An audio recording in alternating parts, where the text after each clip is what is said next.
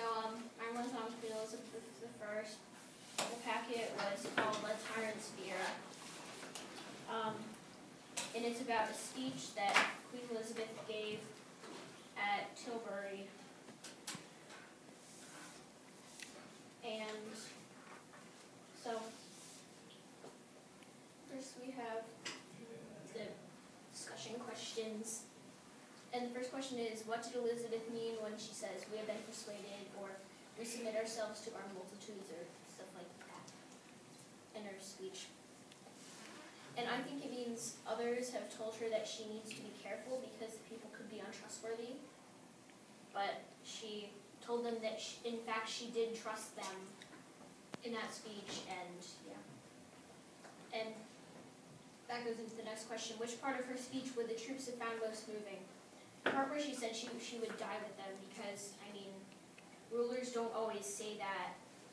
Usually they sit on their thrones and say, okay, do this, that. I'm just going to stay here. Be safe.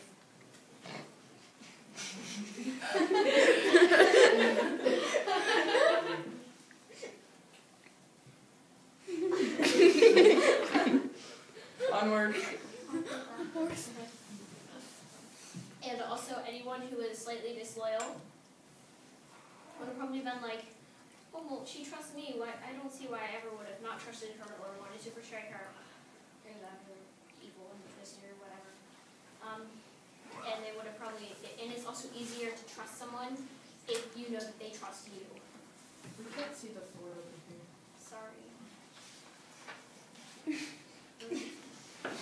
And she also presented herself as both a manly king and a frail, weak woman in her speech. And she presented herself as a king because she wanted them to respect her and follow her.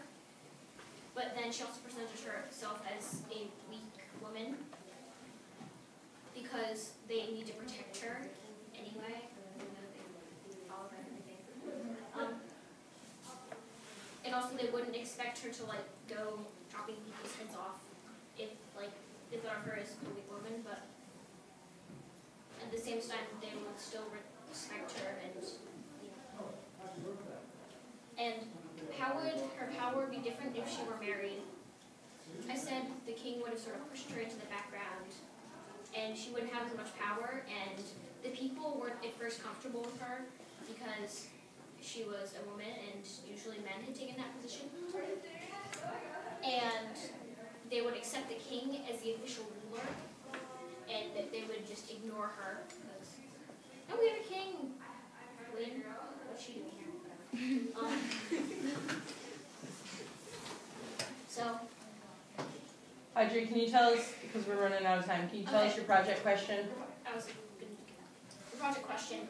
How did Queen Elizabeth I set herself apart from women rulers of her time, and how did she ensure that that she was not overthrown?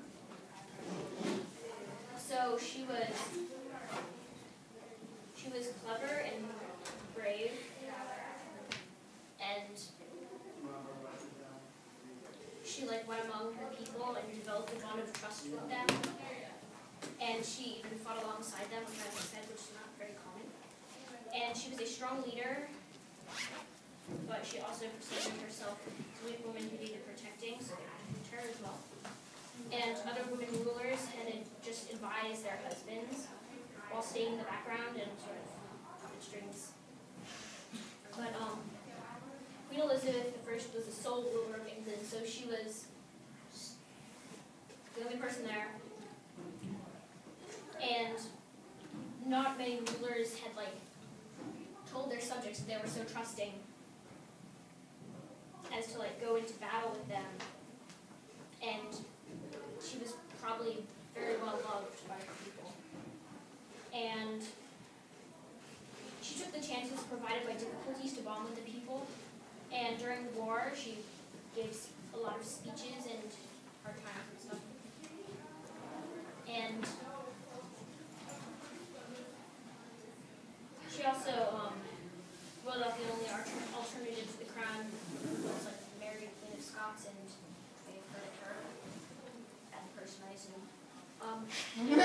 got executed. So that was like the only other option in terms of the crown. So if there's no alternative, there's nothing really they can do to overthrow her. And those were the actions she took to ensure that